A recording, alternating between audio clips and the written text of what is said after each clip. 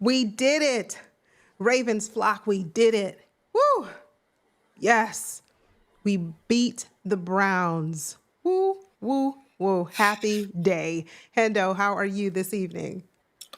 I mean, I'm wonderful now. Listen, we got the win. We didn't start the season 0-2, so kudos to them. Things could have looked a lot better. For some reason, offense can't get in conjunction with the defense and play a complete game, but it's only the second game of the season.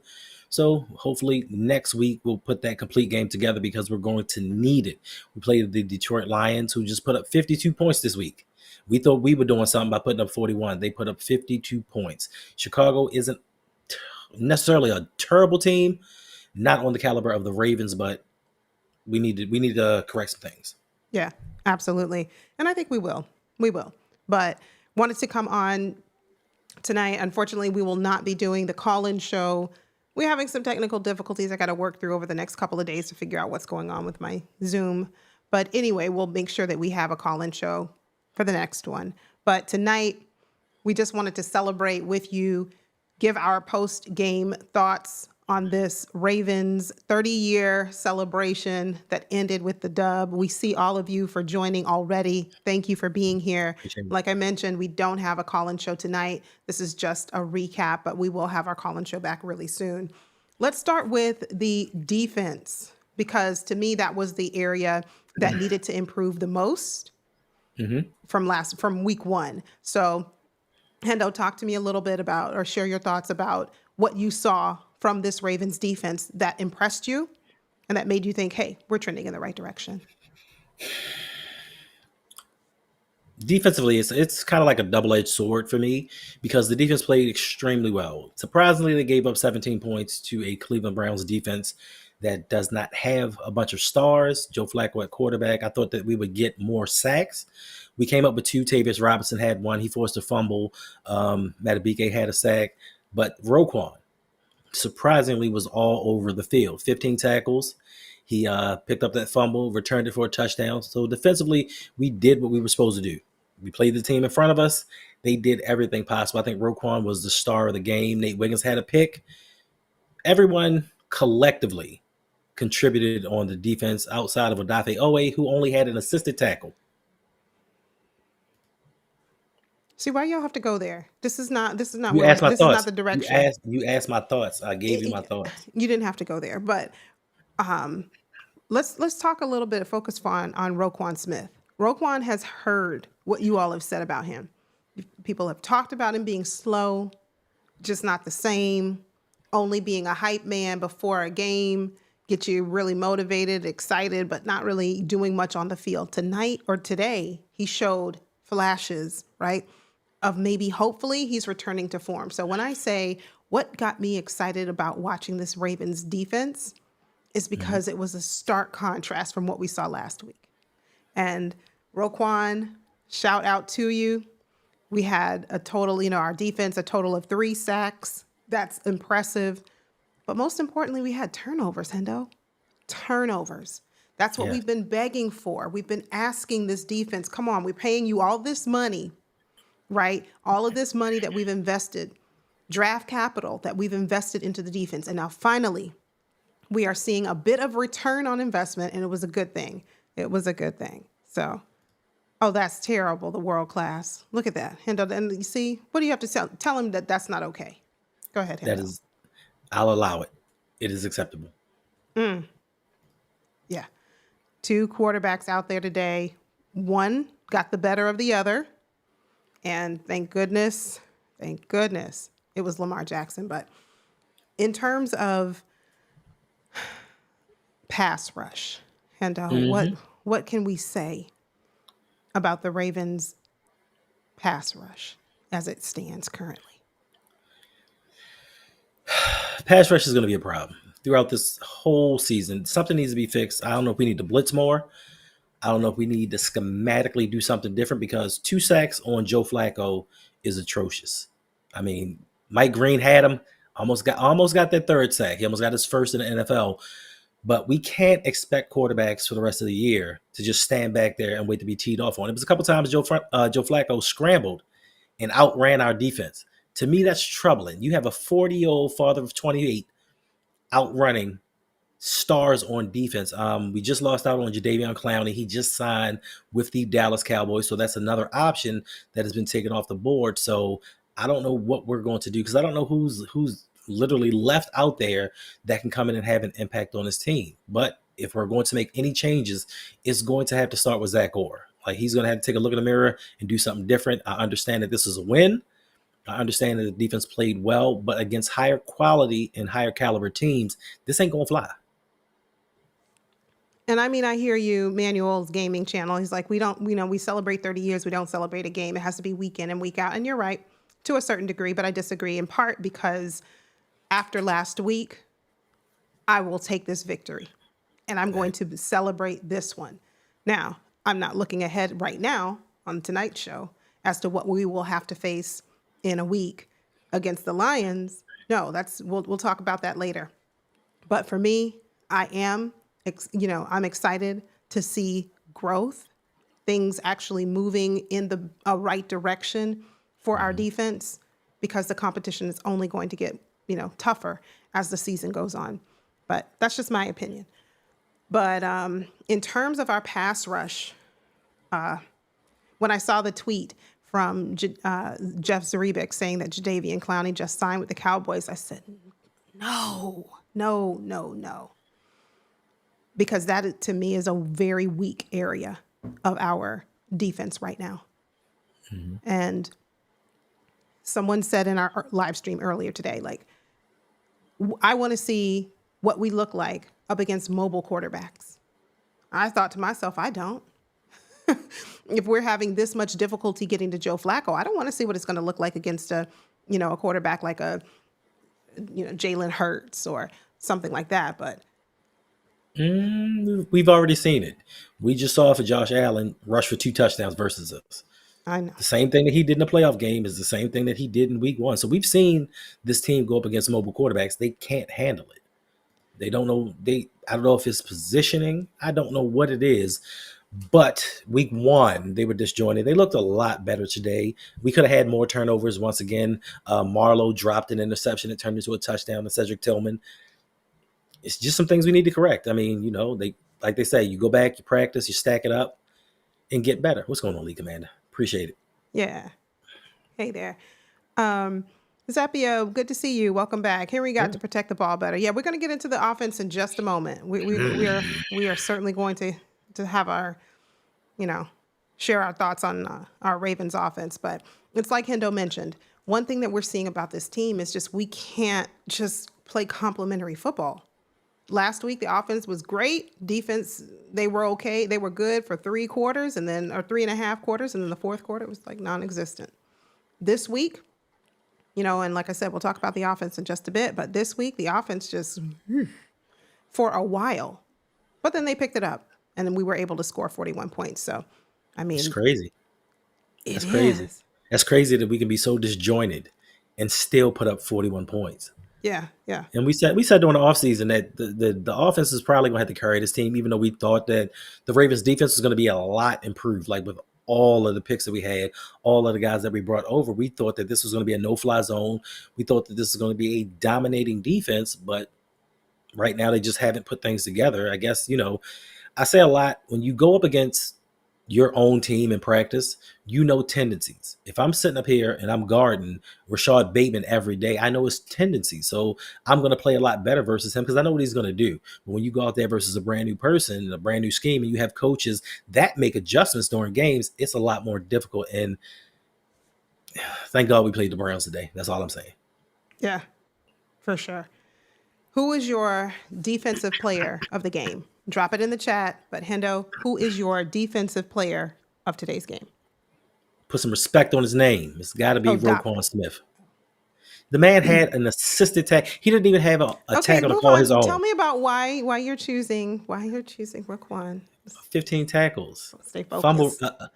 15 tackles. Fumble recovery, return for a touchdown. Like, he was all over the field. Sometimes he may have been out of place trying to, compensate for Teddy Buchanan not knowing his assignment, but he played a decent game. And this is one game that he didn't talk.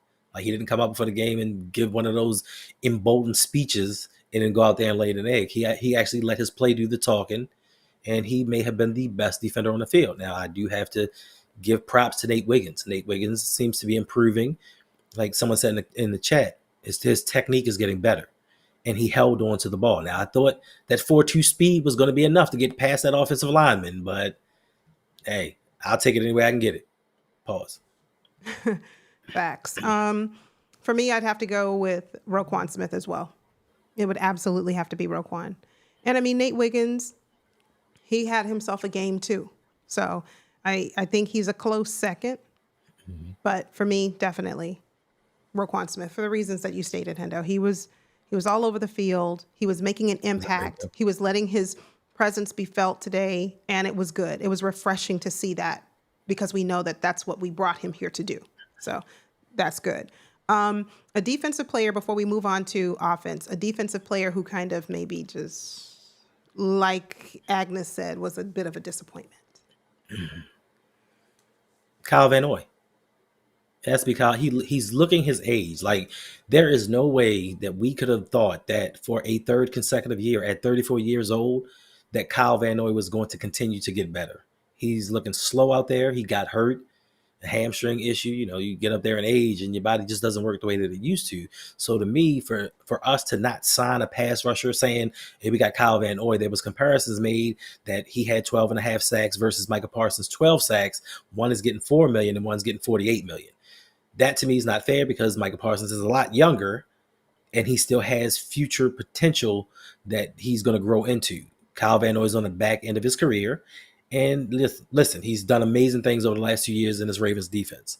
But right now we need to find somebody that can take his place. Now with his injury, hopefully Mike Green can step up and show why he was made a second round pick. Like we see the potential. We see the burst. We see the strength. It's just he needs to get acclimated to playing NFL football. He came from the MAC conference, which is not really a top tier Power 5 college. So it's going to take a little adjustment, but he's doing some things out there that's going unnoticed, in my opinion. So this may be a blessing and a curse. Kyle can go heal up and we can give more snaps to Mike Green and hopefully get this Ravens defense pass rush to be what we thought it could be, even though a lot of us said we ain't got nobody. We got a couple dudes, but collectively we don't have that star as a pass rusher to take down the quarterback. We don't. For me, if I had to, I know somebody is going to clip this and they're going to make it into a short. They're going to, recycle this. They're going to bring it back up. But for me, the disappointment was Odafe Oweh. And the reason I say that, I'm still wearing his jersey. I was like, I'm not changing. I'm just, this is what we're going to wear here. See, I knew it. See, there we go. But the reason I say it is because, put the phone down. The reason I say Odafe was a disappointment is because I fully expected him to get at least one sack on Joe Flacco. If you cannot, I don't know how old Odafe is, 24, 25, maybe 26. If you are mid-20s, I don't know his exact age. If you want to put it in the chat, look it up, great. But he's been in the league 4 or 5 years now. Okay, 25, 26 maybe. If you're 26 and you mean to tell me you can't get one sack on, how old is Joe Flacco? 62. 40, 41, whatever his age is. That is a huge problem to me because the remainder of the quarterbacks that we're going to face, they're not in their 40s. They're in their prime. And for the most part. And this would have been your get right game. This would have been your, see, I told you, I know I had 10 sacks last year and you thought, after game 1, I just fell off no. And you couldn't do it?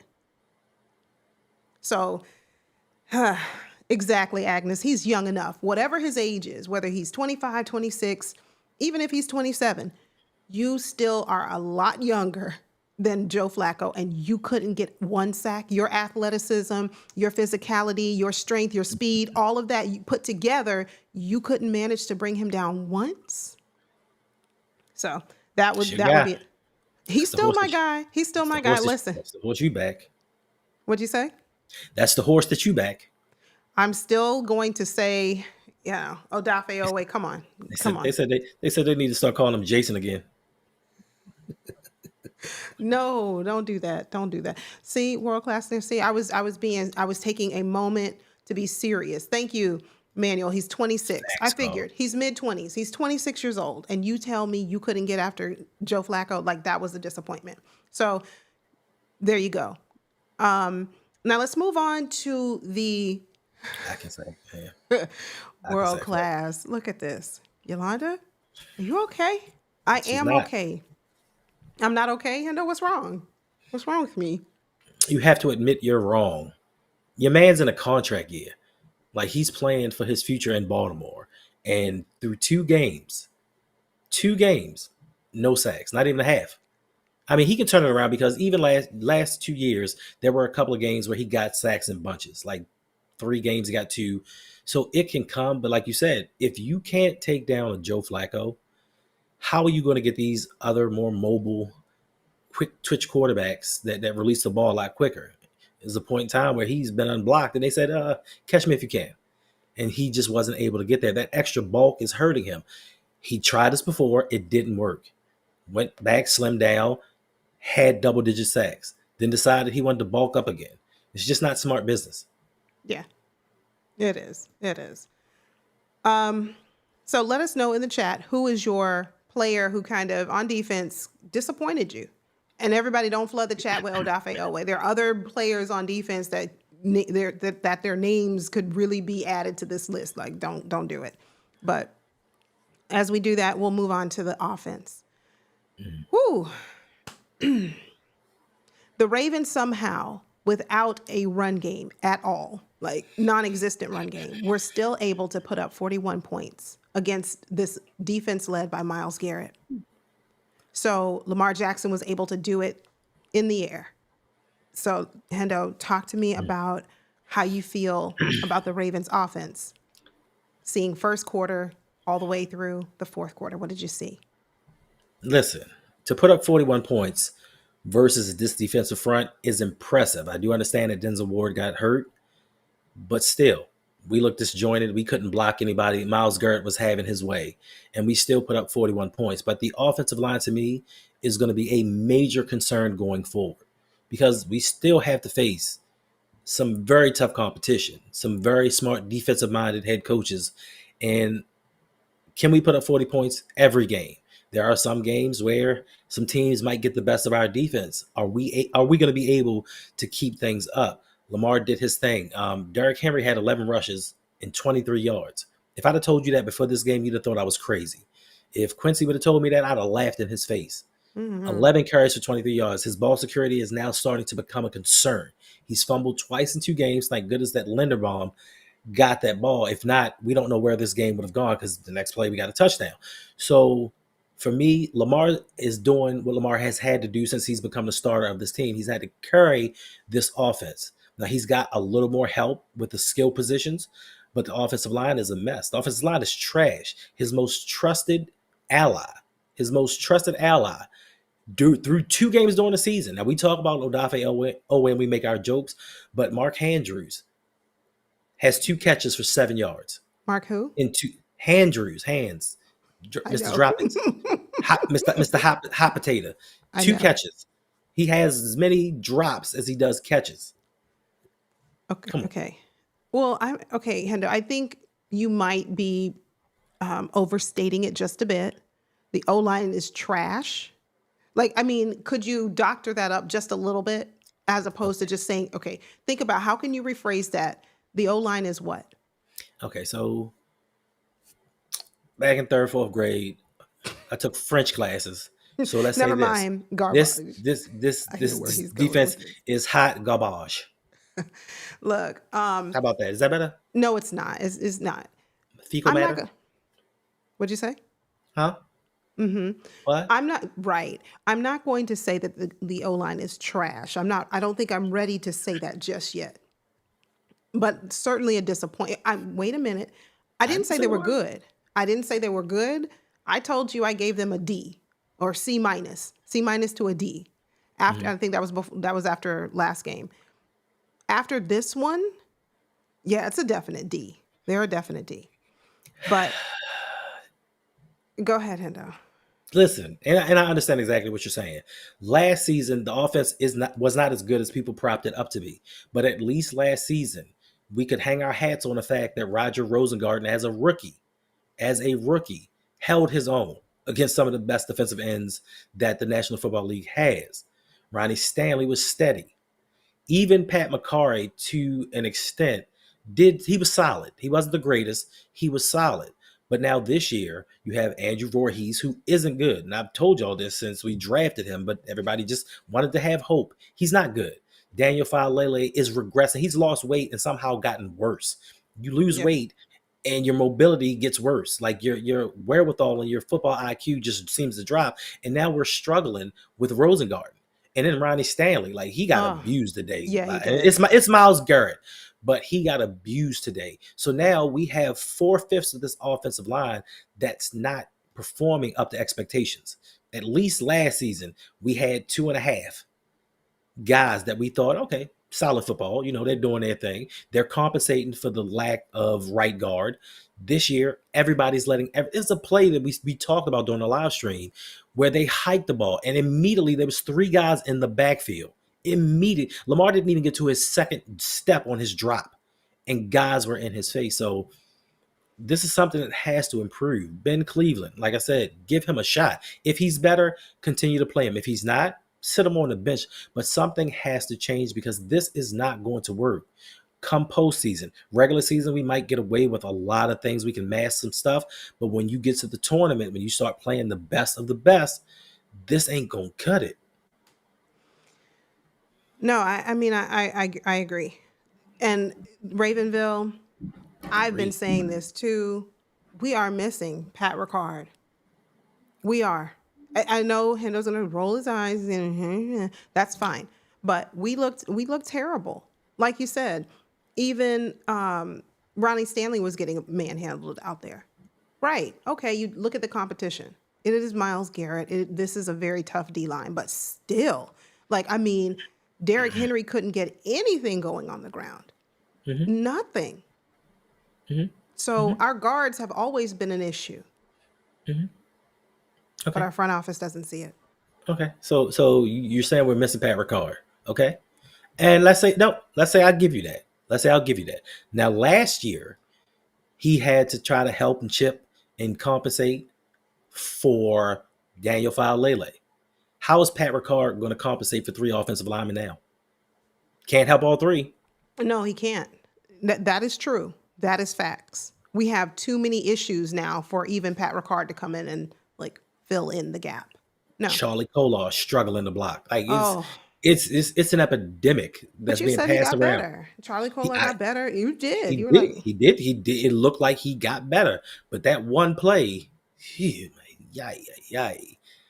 I'm going to triple check. I think Lamar was sacked twice, 3 times. I think it was 3 times. I think it was 3. I was going to triple check. But if you know in the chat how many times, Agnes wants to know how many times did Lamar get sacked. I'm pretty sure it's 3 times. I'm pretty sure. Imani, I'm trying not to say it. We won the game, so I'm trying not to say it. But it's hard on Ricard. Imani, why are you doing this? I tried to put some respect on his name. No, you didn't. I did. No, you didn't. I didn't call him Hard R. They called him Hard R. I'm just repeating what I'm seeing in the chat. Hey Dante, thanks for being here. You must. I'm happy. You must have missed the first portion of the show where we started with the positives. Here, we give a balanced perspective. That's what we do around here. We talk about the defense first because that was the shining light in terms of making an improvement from last week and to this week. So we were really excited. So I don't know what you mean. We just tired. That's it. We just tired. Yeah, we're tired. We streamed the entire game. We came back here tonight to just kind of give you our recap. And I even started by saying, and someone told me no, we don't celebrate. I was like, I'm here to celebrate. I'm here to be happy. Right. I'm happy. And so, Dante, we get to celebrate a win for at least, what do the players say, 24 hours? 24 hours. So I'm not ready to move on just yet, but I will be soon. Speaking of moving on soon, we know we play the Lions on next Monday night, Monday after next. Please make sure you are here with us. Turn on your post notifications. It will either be this Tuesday or this upcoming Thursday that we will have a very special guest from the Lions fan base right. I'm not going to give it away. This one. This one. Whoa. When he told me, when he said yes, I said, oh, okay. So All I'm gonna say is I did a parody video on him. Hendo sure did. I did a I parody will video. not forget that. I think I sent you a message. I was like, take that down. This is terrible. But it's what he did. It's exactly what he did, though. Anyway, so I said all that to say, make sure you come back. Either to turn on your post notifications because we're still working out the date and time that we can get, all of us together. But it will either be this Tuesday or this Thursday night.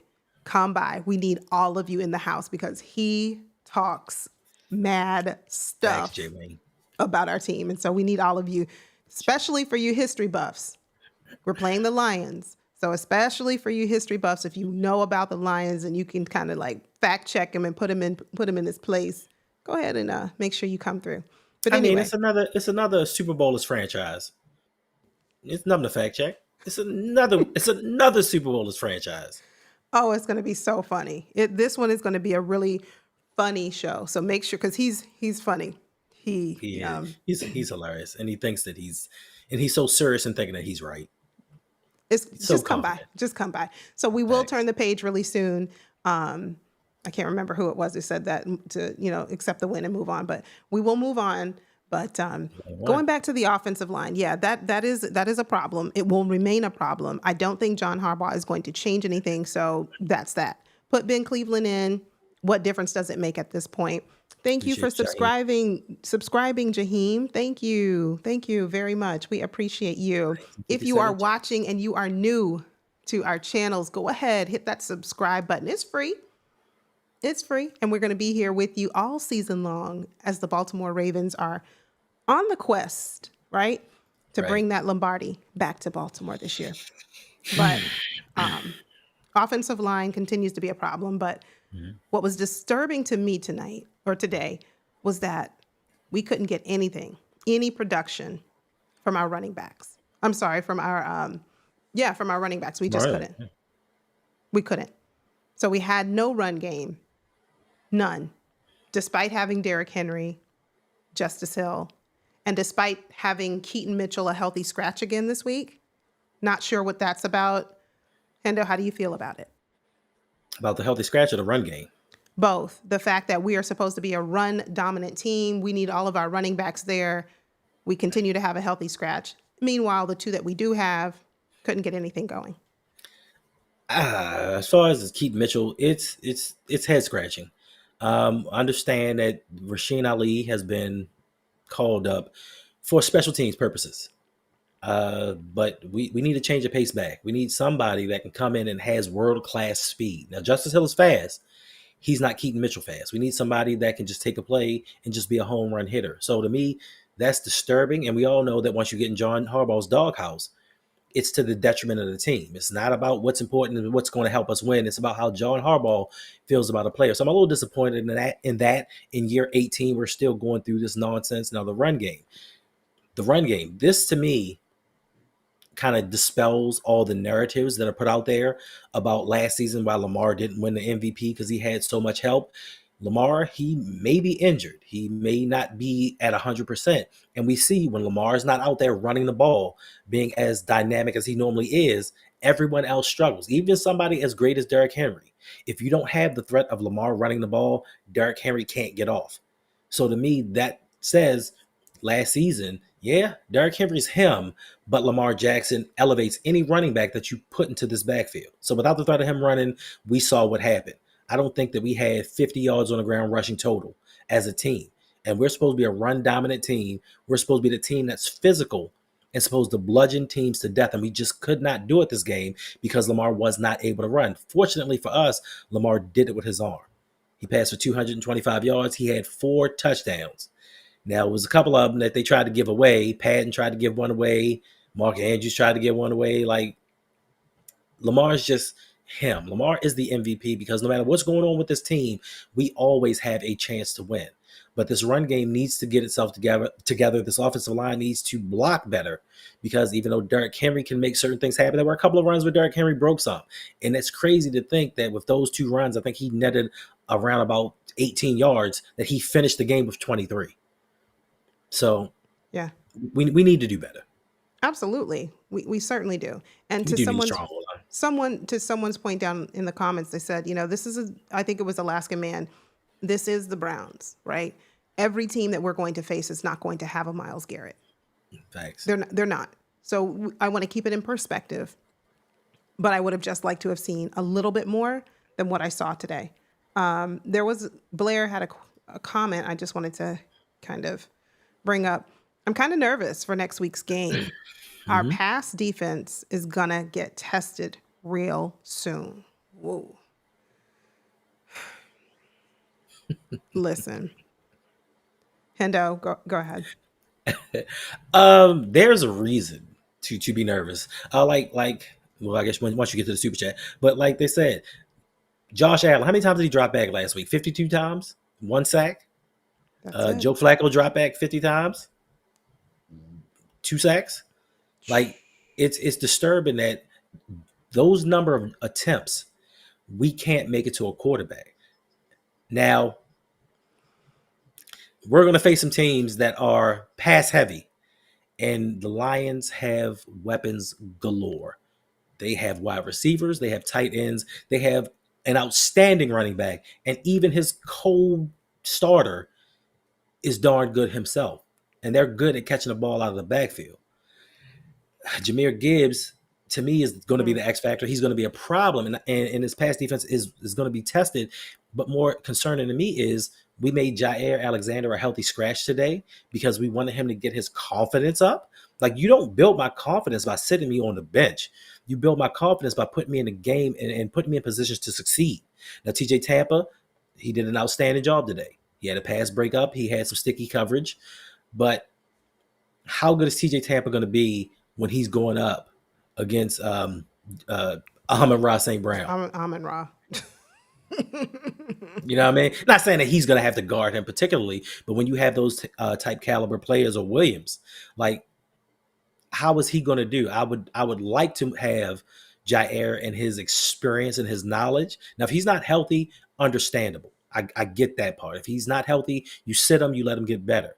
But don't tell me that you sat him and made him a healthy scratch because I want him to get his confidence back. Like, to me, it's concerning.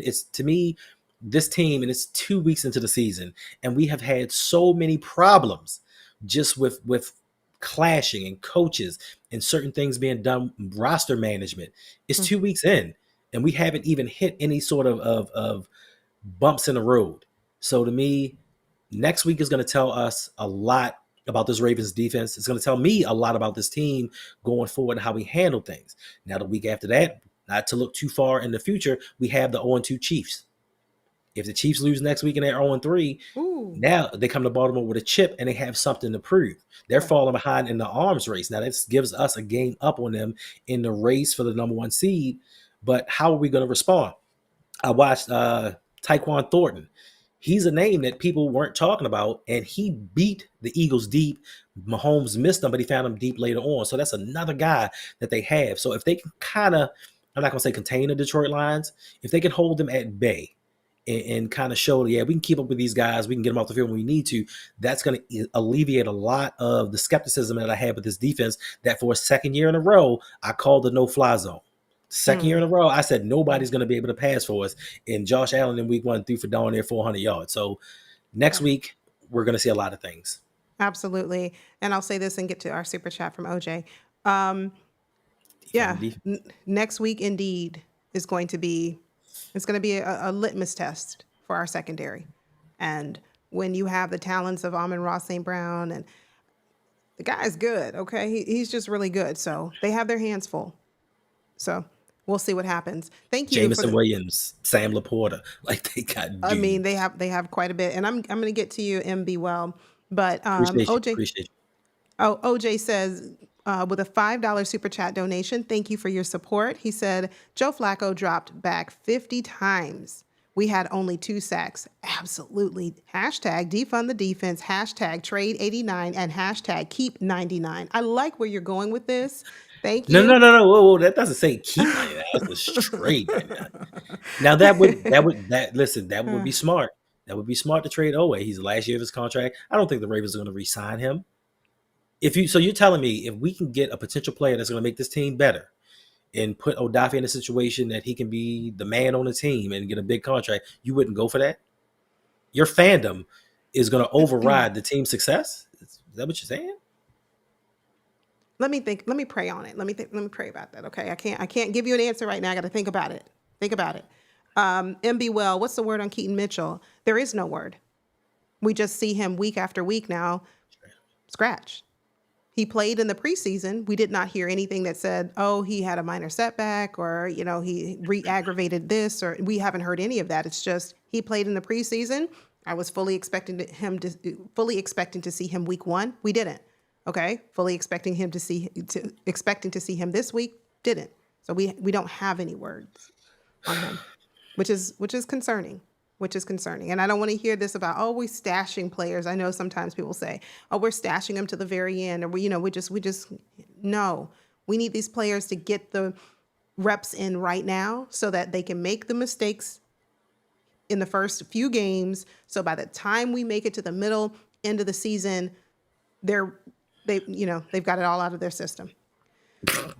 Praveen wants to know, Chiefs are 0-2. Any thoughts? My thoughts are never count the Chiefs out. They're 0-2. Okay. They can be 0-3 next week. All right. As long as they make it into the postseason, whatever their record it needs to be in order for them to make it into the postseason, right, they can flip the switch at any moment, because look who their coach is. Look who their quarterback is. So to me, it's just kind of like, all right, Hendo. I mean, they had Patrick Mahomes, Andy Reid. Defense is playing well. Offensively, they have some things going on. Once Rashee Rice comes back, I think they'll be a better team. But I love them at 0-2. But we know once they get to the playoffs, because we said this in 2023, we said, oh, Chiefs are looking vulnerable. Their deep ball is gone. Pause. They're just not the same team. But then they got to the playoffs and won a Super Bowl. So we can never count them out. But more importantly, trade away for a Sam's Club sample and a cup of ice. Game Too Easy said, I hope Bananas. Zach plays man. We don't play man. Someone put in my chat, they're like, we haven't played man since Wink Martindale. So, I'm not expecting it. MB Wells says, relax, guys. Trust me. I think he said he's from Detroit. Lions will falter. I'm not necessarily worried about the Lions faltering per se, as more I am the Ravens shooting themselves in the foot. That to me is an issue that the Ravens have internally, not necessarily the outside and their opponent. But yeah. Mike Green didn't look bad. No, he didn't. Free Wi-Fi. He didn't. He didn't look great, but he didn't look bad. He got pressure. More than we can say about Owe. Owe did get some pressure on Flacco today, so stop that. He just didn't, get a sack, but yeah, he got some pressure. Mr. Whiffs. He whiffed again. No. Yeah, I'm with you, Amani. Go ahead and trade Ojabo. For what? He's a healthy scratch. What is somebody going to give up for him? I mean, put it in a package deal with, Mark Andrews. And I don't know what you're going to... Listen, I have no idea. I can't answer that. Chaos says he's in the doghouse. For what? Why is he... If we're I'm assuming you're talking about Keaton Mitchell. Why is Keaton in the doghouse? What did he do? He just got here. He just got back. What did he do? He breathed wrong. John Harbaugh was like, nope, too loud. That's not how we breathe around here. Facts. We breathe like champions. Do we? We haven't. Anyway, but it was good to see the offense able to put it together in the air. Let's celebrate that. What can we say about DeAndre Hopkins and those contested catches that he is still able to make? What do you have to say? I mean, D-Hop is who we thought D-Hop was. A lot of people were expecting him, or they were disappointed because they thought that he was going to be the number one option. We never expected him to come in and be the number one option. We expected him to be a compliment to Zay and Bate, and as a third option, he can kill any third cornerback in this league. And just for me, he's 10 times an upgrade over Nelly. Like, Aguilar was just terrible. He had like 200 yards in 17 games. So I expected a lot out of D Hop, and he's proven me right. He should have had 2 touchdowns today, and things are only going to get better. The connection with he and Lamar is going to get better, and he's going to be, to me, a vital part come playoff time. I think he's going to be that X factor that compensates for when Mark Andrews disappears. So yeah, and I think Lamar's just losing so much trust in Mark Andrews. Like, I think you can see it in his body language, you can see it on his face. Like, you my guy, and we've been through thick and thin. But right now, I have to turn the page. I'm trying to win a championship. I'm trying to win a Super Bowl for this city. And unfortunately, right now, Mark, you are not helping me get to that point. Let's talk about Lamar Jackson's body language. What I saw today was someone who was just, I mean, obviously he was like, listen, I'm going to go out here and I'm going to compete. But there was no connection between Lamar today and the rest of his team. He sat on the sideline. He wasn't talking. Usually you see, you'll see the camera pan over to Lamar and he's joking, he's laughing, he's talking to his teammates. There was none of that today. Now, he's a human being. We don't know if he was just like us. We have not so great days, and it could have been just a not so great day, not just football related, but you don't know what personally is going on in this man's life. So we don't know, so I don't want to speculate. But just seeing him today, he did not look like the Lamar who is dialed in with this team. And that was a little concerning to me, especially I saw it also in his face and his demeanor in his post-game presser. What did you think about it, Hendo? Yeah, it's not the Lamar that we're used to. Lamar's always upbeat, happy-go-lucky, but I just think, to me, he's getting sick of it. Like, yes, winning cures all, but there comes a time when you're not living up to potential. It kind of gets to you. It's like week in and week out, we know the expectations of the Baltimore Ravens. We, as a fan base, expects this team to go out and win a Super Bowl. Lamar desperately wants to win a Super Bowl. And he knows we're not going to get this with the offensive line playing that the way it is. We're not going to get this with the coaching style that's leading this team into failure. So for him, it's just like, bruh, protect me. That's all I've asked you to do, protect me. I remember years ago when a lot of people were defending Eric DaCosta, and they were like, well, Lamar came to him and said, get me a wide receiver or get me an offensive lineman. And I'm like, why does it have to be either or? Why can't you get me both? And I think he's still clamoring for somebody to protect him. Those hits hurt. Those hits shorten careers. And he knows once we get to the playoffs, because all of this is cool. We can talk about game in and game out, week in and week out, but all we're really concerned with is the performance during the playoffs. And he knows this is not championship level blocking. This isn't a championship level team currently as it's constructed now. We have the trade deadline. There are moves that can be made. There are guys that can kind of come up and stake their claim to positions.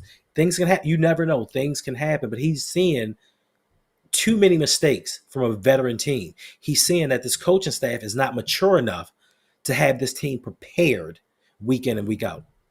Yeah, I get it, Hendo, that the trade deadline is, coming up soon. But who are we going to get to solidify this entire offensive line at this point? It's not just one. And the thing is, if it were just one piece of the O-line that needed, some work, I'd say you're right. We can probably go out there and see who we can get and what we can do. Even if we bring in one offensive lineman, that's just one. We still have several other pieces that just make this O-line look really suspect. But this is true, but you can sometimes bring in a piece that fits a lot better than another. And one issue that I see, or that I think is prevalent, is like with Roger Rosengarten. I don't think Rosengarten has regressed from last season. I think he's just trying to overcompensate for Daniel Falele. He knows when the ball is snapped, I got to block my man and also look to see what Falele is doing to make sure Lamar doesn't get hit. So sometimes when you solidify a position, that allows the other 4 guys to continue to do their job, just like with Roquan. Now Teddy Buchanan is getting snaps. He's getting acclimated to the game. Trenton Simpson's playing a little bit better, so now Roquan can focus on his responsibilities, and it's allowing him to play a little more freely. So the same thing can happen with the offensive line. You bring in a right or left guard, whichever one, and then let's say you elevate a Ben Cleveland. Now this may transform this offensive line tremendously. Now Lamar's protected, and now we can go on a run. So there are so many things that can be done. I don't know if it's the offensive line coach. I don't know what it is, but through 2 games, This offensive line just isn't getting it done. Vincent and Cleveland are the upgrades. Yeah, but are they playing? That's it. So you can have an upgrade and they can look really nice on the bench, but if they're not playing, what difference does Yeah. it make? Hey, Abdul, Pat So, Ricard would help us greatly. I think he would. I do. I mean, I've said it. I've said it. But anyway, want to talk a little bit about Tez Walker before we get out of here. Tez Walker, Jay the Six, your guy. Tez Walker, 3 career catches, all of which have resulted in 3 career touchdowns. What are your thoughts on Tez, Hendo? outstanding. I was expecting the Ravens to develop him slowly, and I thought that next season was going to be his breakout year. But watching him run routes, I see that last season, just him watching, learning, practicing, he's gotten a lot better. The issue for me with him was the fact that, he transferred schools in college and he never really had a stable situation where he could learn the game of football. And I think he's expedited his learning and his training, and he's doing good things. Listen, I don't know if there's anybody in the NFL outside of Torrey Smith in NFL history that they can say that their first 3 catches all went for touchdowns. Like, that is an amazing feat. So this is another weapon that we have on the field. Kudos to him. Hopefully he gets better. Now, if we get in a situation where Zay goes down, Bateman goes down, we now have D-Hop, we now have Tez, even Tylen Wallace stepped up. So now we have guys that can take over in case of injury. So now I'm a lot less worried about this wide receiver room. This is the most talented skill position players that Lamar has had throughout his career. Hopefully we do not waste the 2025 season on some other nonsense. Yeah, no, we can't waste the season. We just can't. We have We had too another many. we had a super chat. We had another super chat. We missed that. Oh, okay. I must have missed that. My apologies. We do have another super chat. Thank you, Hendo, from OJ. Thank you again for another $5 donation. So he says, Sleepy John, got these boys showing up unprepared. Why can't we just get a complete game from both sides of the ball? That is the $1 million question, one that I don't have the answer to, but I think you alluded to it in your statement.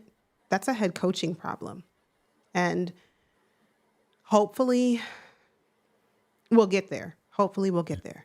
So I'm going to celebrate the fact that we started out on offense looking like, what is this? But yet through it all, we were able to bring and put up 41 points. And that's because of Lamar Jackson. So 2 games. I mean, 40.5 points per game. Right. I was just talking about this one, but yes. I'm just saying 2 games. I'm like, if you were a Ravens fan early on, this was unthinkable to average 40 points a game. Like, we just used to slosh through the mud, kick some field goals, and hope that we won 17-10. So to average 40.5 points a game is an amazing thing. I think that we can put up 40 points against the Detroit Lions. Hopefully next week we can put together a consistent, complete game from both sides of the ball. I mean, even special teams stepped up this week. So yeah, there's that. There's a lot of positives to take away. It was not a perfect game. It was not a clean game, but I mean, listen, our defense is getting better. That's good to know. Our offense continues to thrive no matter what. So, and he says, Delava, 41, not 41, Rowe scored. I'm just looking at the total. I'm just looking at the total altogether. But yes, technically, that's right. Roquan did score, so absolutely. No, we count that because we count that because if Lamar throws a pick 6, those points go against the defense. I'm counting them. 40.5 points a game. I'm counting. Yeah. Don't steal my joy. Hope you enjoyed the game. Hendo and I were talking about that in the beginning of the game. We said, I know some people are probably out there like, wait a minute, I spent my money on this, but at least we came out with a dub and we came out healthy. That's important. I'm always concerned going up against Myles Garrett because I'm just like, Myles Garrett he's just Myles Garrett. So offensive player of the game for you, other than Lamar Jackson, would be who, Hendo? Jamar Laxon. Anyone else? All right, anybody else? DeAndre Hopkins. Cole, I'm going to have Cole. DeAndre Hopkins and Tez Walker. Which because one without has that, the edge? Which one has the no, edge? no, Just a little they're bit. this they're similar. Listen, Okay. just you have to give, or I have to give Tez his props because I've given him so much crap. I have to give him his props because listen, that one touchdown where he ran that post, like Yes. he did the thing. But I think Wow. to me, DeAndre Hopkins got things started with that catch to the at the 1 yard line. So for them, they're going to be my co MVP offensive players of the game outside of Lamar because I mean, truth be told, it's Lamar. Like without Yeah. Lamar, none of this happens. But Facts. those two are going to be my co MVPs on offense. Yeah. Alaska Man. Yeah, he was having an off day, and then he wasn't. And by the time he came back from halftime, because he was totally disinterested, he just walked straight past John Harbaugh, headed into the locker room. Halftime, comes back out, and he didn't look back from that point on. So that was really good to see. And I gotta give a shout out to Zay. Zay made some tough catches. He made I some was first gonna downs. say, Without Zay, a lot of this wouldn't be possible. 7 catches, 75 yards. Like stop the jet sweeps, but Zay's yeah, out there giving his all. yeah, yeah, he was. Look at this. Um, Yeah, facts. I'm gonna share my screen really quickly, Hold up, but wait a minute. Was that a comment from Big Reg that said that the Browns were going to win? I'm confused. I'll get back to Big Reg in a minute. But look at this. The fact that we were still able to win despite, I'm going to scroll up so that you can see this. The Browns had us beat in every category here. Everyone. By all accounts. I would have thought, looking at something like this, oh yeah, well the Browns would have won. Not even. I'm not liking that third down efficiency. I'm not liking that at all. That's what the third down efficiency got me. So that is an area that we needed to work on definitely this week. I'm glad the penalties were